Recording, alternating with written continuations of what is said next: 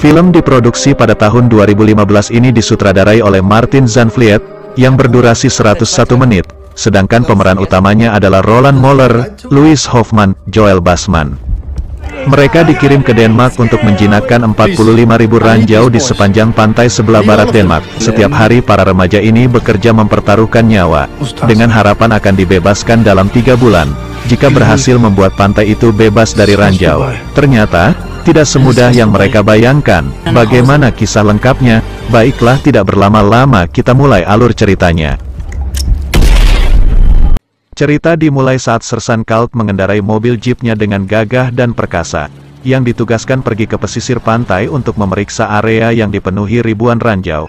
Lalu ia seketika menghentikan mobilnya, di saat melihat salah satu tentara membawa bendera Denmark, merebut dari tangannya lalu menghajar mukanya tentara sampai babak belur.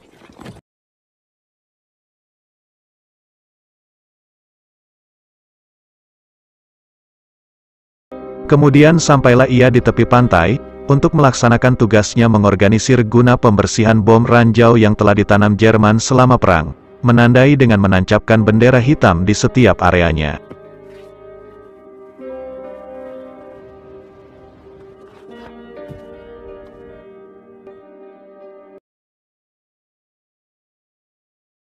Cerita beralih, ada mobil truk tahanan yang di dalamnya ditumpangi oleh beberapa tawanan remaja Jerman. Wajah polos mereka dibaluti ketakutan dan rasa cemas menghadapi nasib yang harus dijalani. Kapten Eb Jensen kemudian membariskan mereka di suatu tempat, menginstruksikan apa yang mesti dilakukan di dalam penjara, menegaskan bahwa mereka harus bertanggung jawab membersihkan ladang ranjau yang telah ditanam Jerman. Ketika menguasai daerah tersebut, ada sekitar 2,2 juta ranjau darat terkubur di sepanjang pantai barat Denmark. Setelah itu, Kapten menanyakan siapa saja yang pernah memasang ranjau tersebut. Hanya segelintir orang yang tahu cara menjinakkannya. Selebihnya hanya anak-anak remaja yang tidak tahu apa-apa, dipaksa untuk berperang. Saat Jerman mulai di ujung tanduk, akhirnya merekalah yang harus kena getahnya. Ranjau digali dan dikuburkan di kedalaman 15-20 cm. Itu relatif mudah untuk dideteksi. Pikir Kapten Eb, tidak masalah jika mereka langsung diturunkan segera menjinakkan ranjaunya. Tanpa buang waktu, sang kapten melatih mereka di area tersebut. Dengan bom yang masih aktif, satu persatu masuk ke dalam ruangan mulai menjinakkannya. Jika salah langkah maka nyawa melayang. Kemudian lanjut orang terakhir sebagai penutup latihannya. Ini baru meledak. Mereka mulai berjalan ke medan yang sesungguhnya. Sampailah mereka di sana. Ditempatkan di sebuah pondok kecil, bertetanggaan dengan seorang ibu yang hanya tinggal dengan anak perempuannya bernama Elizabeth. Tidak lama sersan Kort datang, mulai interogasi mereka satu persatu. Sikapnya yang bengis dan keras merupakan awal perkenalannya.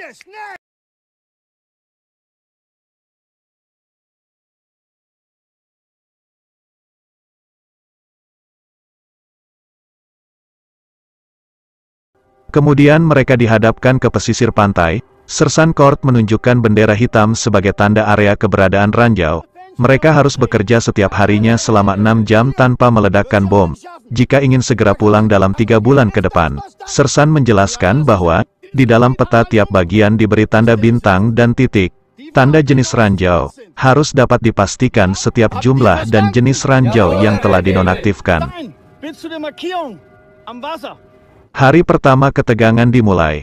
Di bawah terik matahari yang menyengat, mereka langsung mengerjakan tugas yang telah diberikan, menghitung tiap jengkal pasir, sedikit demi sedikit, untuk menemukan keberadaan ranjaunya. Satu persatu dari mereka mulai mendapatkan target jenis bom yang masih sama seperti pelatihan tempo hari. Masing-masing tidak mengalami kesulitan di hari pertama.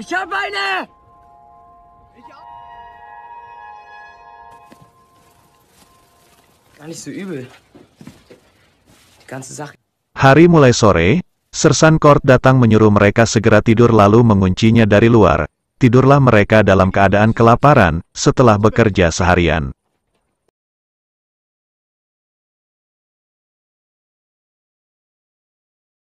Hari kedua, Seperti biasa mereka kembali bekerja. Ludwig saat itu mulai mengeluh kepada Sebastian. Karena sudah 2 hari tidak makan, ia kesulitan menjinakkan bom dalam keadaan perut kosong. Sebastian hanya diam tanpa berkata apa-apa.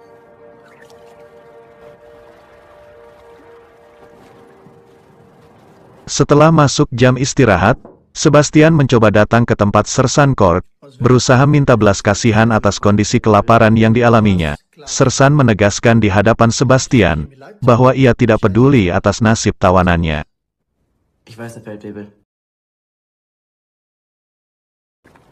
Hingga malam tiba, mereka diperintahkan masuk untuk tidur. Sersan Kort lalu mengunci kembali dari luar. Karena tidak tahan, malam itu Helmet menyelinap pergi keluar untuk mencari makanan. Wilhelm pun mendadak sakit. Ia merasakan kondisinya semakin drop. Lama-lama ia malah muntah ke dalam galiannya. Sebastian yang saat itu melihat ada yang tidak beres dengan Wilhelm, langsung menghampirinya, baru 2 langkah. Ledakan pun terjadi, menghantam tubuh Wilhelm. Akibatnya kedua tangan Wilhelm hancur. Kondisinya sangat mengenaskan, yang lain hanya diam terpaku melihat ia merengek ingin pulang ke pangkuan ibunya. Sebastian menghentikan pendarahannya, lalu meminta pertolongan kepada Sersan Kort, hingga akhirnya Wilhelm dibawa ke rumah sakit.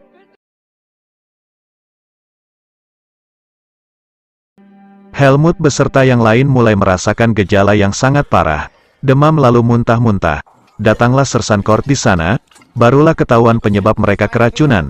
Di saat Helmet mengakui bahwa ia dalang di balik semuanya, ia mengaku mencuri pakan ternak di kandang tetangga karena saking kelaparannya. Sersan Kort bersama Sebastian lalu pergi ke rumah Ibu Elizabeth, memeriksa pakan yang telah dimakan tawanannya. Ibu Elizabeth dengan wajah penuh kebencian sangat puas mendengar mereka keracunan. Sebastian saat itu tidak ikut sakit, karena ia mengaku tidak kebagian makanannya. Untuk menyembuhkan mereka, Sebastian diperintahkan mengambil air laut lalu meminumkannya, supaya memuntahkan sisa racun yang masuk ke dalam tubuh mereka.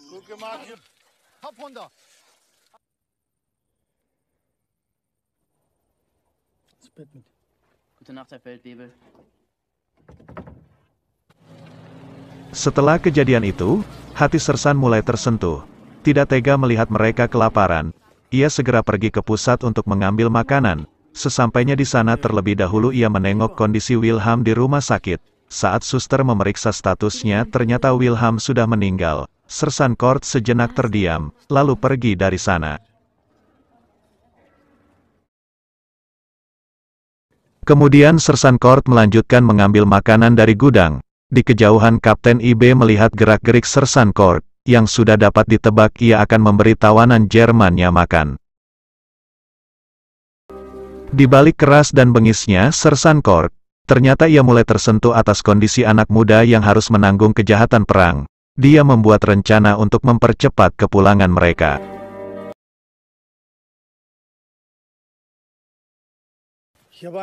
Terpaksa ia bohong atas kematian Wilhelm, bahwa Wilhelm telah sembuh dan sudah dipulangkan ke Jerman. Sersan Kort mengimbau menambahkan jam kerja mereka dari 6 jam menjadi 10 jam, karena bisa mempercepat waktu kepulangan mereka ke negaranya.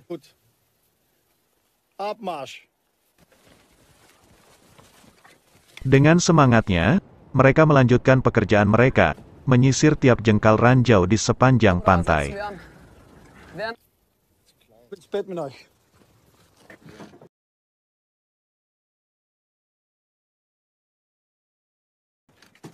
Malam itu, para tawanan tiba-tiba dikumpulkan di luar oleh kelompok pasukan Kapten IB. Mereka dijadikan mainan dan lelucon. Ludwig terpilih paling sial. Saat itu, ia disuruh minum air kencing mereka, bahkan mukanya disuguhkan bokong demi kepuasan mempermainkan para tawanan. Untungnya, Sersan Kort terbangun atas kegaduhannya, menghampiri mereka lalu menghentikan perilaku bejat yang tak seharusnya dilakukan di hadapan anak kecil. Kapten Ip yang mulai melihat keanehan dalam diri Sersan Kort, menunjukkan perilaku seperti sudah mulai menyayangi mereka. Kapten Ip mengingatkan bahwa ia sedang bertugas bukan untuk beramal terhadap tawanannya. Jangan membuang anggaran negara untuk memberi makan mereka. Keesokan harinya, para tawanan muda mulai bertugas kembali seperti biasa. Sebastian dengan kejeliannya merasakan ada yang berbeda atas penemuan ranjaunya. Ketika nyaris diangkat ternyata di bawahnya ada pemicu yang lain. Mereka sudah memasuki area ranjau dengan bom ganda. Sebastian langsung memperingati semuanya. Untungnya satu persatu mendengar instruksi Sebastian. Tapi tidak dengan Warner, ia terlalu jauh untuk mendengar peringatan dari saudara kembarnya. Terjadilah ledakan dahsyat dengan 2 kali kekuatan bom, hingga membuat tubuh Warner hancur berkeping-keping. Ed, saudara kembarnya, histeris mencari jasad saudaranya. Ia tidak bisa menemukan keberadaannya, karena tubuhnya sudah hancur tinggal kepingan daging berserakan di area itu.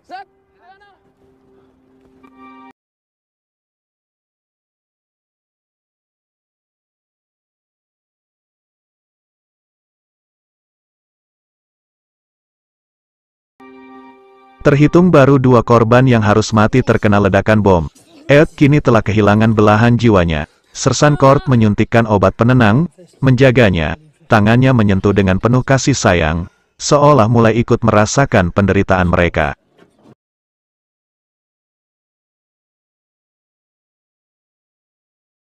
Sersan Kort lalu menghampiri Sebastian.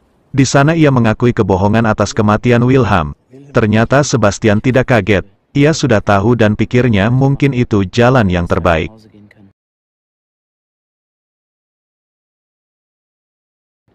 Malam harinya, Sersan Kort mulai tidak mengunci mereka dari luar.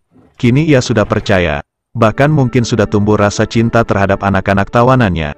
Dari hari ke hari Sersan sudah mulai tidak menganggap mereka sebagai tawanan, tidak membiarkannya kelaparan lagi. Bahkan sampai bermain bersama, kebaikannya membuat mereka semakin nyaman di sana. Namun tidak dengan Ed, ia selalu menyendiri semenjak kematian saudara kembarnya. Hingga kebersamaan dan kebahagiaan itu harus lenyap seketika, ketika mendengar kembali ledakan bom, yang dimana sekarang korbannya adalah anjing kesayangan Sersan Kort, melewati kawasan yang sebenarnya sudah dibersihkan dari ranjau bom di sana. Sersan Kort tiba-tiba marah, menyesali ia sudah terlalu baik terhadap tawanannya. Mereka tidak menghitung jumlah bom dengan teliti hingga terlepas dari pantauannya.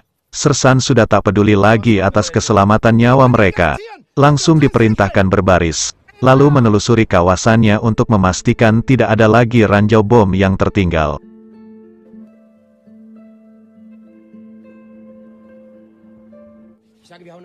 Sejak itu, mereka terlantar kembali, merasakan situasi seperti pertama kali mereka menginjakkan kaki di sana, hingga tiba-tiba, dikejutkan dengan kedatangan Ibu Elizabeth, meminta tolong kepada semua tawanan untuk menyelamatkan anaknya yang kini sedang bermain di kawasan bom ranjau.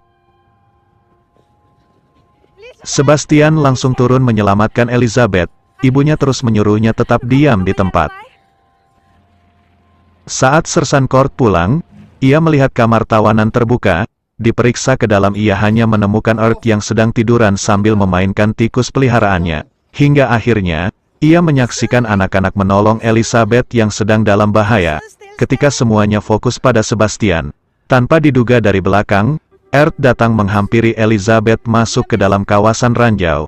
Semua kaget atas tindakannya.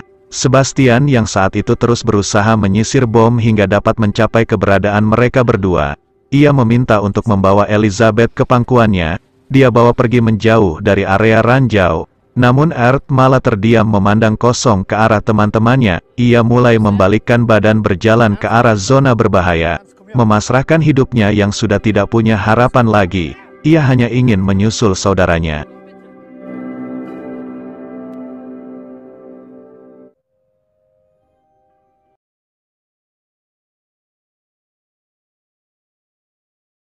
Sebastian sangat terpukul atas kejadian itu. Sersan datang menyuruh hapus air matanya, menguatkan Sebastian untuk terus melanjutkan misinya, agar cepat-cepat segera pergi dari sana. Keesokan harinya, Sersan Kort menyuruh sebagian tawanan untuk mengangkat bangkai ranjau ke atas mobil, sedangkan Sebastian bersama ketiga kawannya meneruskan menonaktifkan ranjau ke area selanjutnya. Sudah ada ribuan bangkai ranjau yang harus segera dibawa. Mereka pun sangat bahagia atas hasil yang telah dicapai, memimpikannya untuk segera pulang ke negaranya. nampaknya akan segera terwujud. Namun itu hanya hayalan belaka, setelah salah satu dari mereka melempar ranjau ke atas truk yang sebenarnya masih aktif hingga terjadi ledakan yang sangat dahsyat.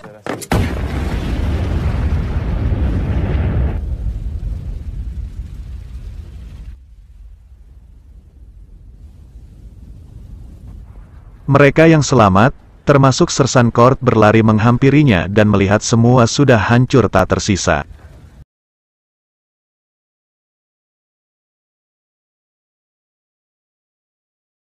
Hingga waktunya tiba, mereka dipulangkan ke negaranya.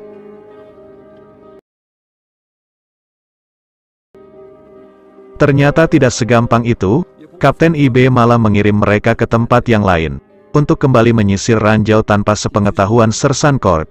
Sersan memohon untuk memulangkan mereka atas janji yang telah disepakati. Namun itu hanya tipuan belaka. Kapten IB tetap dalam pendiriannya, bahkan ia malah balik mengancam akan menembak tawanan Jerman satu persatu. Tidak banyak cincong, Sersan pergi, lalu memutuskan untuk menyelamatkan mereka untuk dibawa ke perbatasan. Setelah perjalanan panjang, sampailah mereka ke perbatasan Jerman. Kemudian Sersan Kord menyuruhnya segera lari ke perbatasan yang berjarak 500 meter. Berlarilah mereka untuk segera menemui keluarganya. Sebastian dan yang lainnya serta Sersan Kord merasa sedih tapi juga gembira. Sedih karena harus berpisah setelah berbulan-bulan bersama. Gembiranya karena akhirnya Sersan Kord bisa menepati janjinya untuk memulangkan mereka. Sebastian dan kawan-kawannya juga gembira karena bisa segera menemui keluarganya. Dan film pun berakhir. Terima kasih telah menonton film ini sampai akhir. Jangan lupa subscribe, like, komentarnya dan share jika kalian menyukai alur cerita ini. Sampai jumpa di tips trik dan alur film serta full movie dari channel Bayanaka Film berikutnya.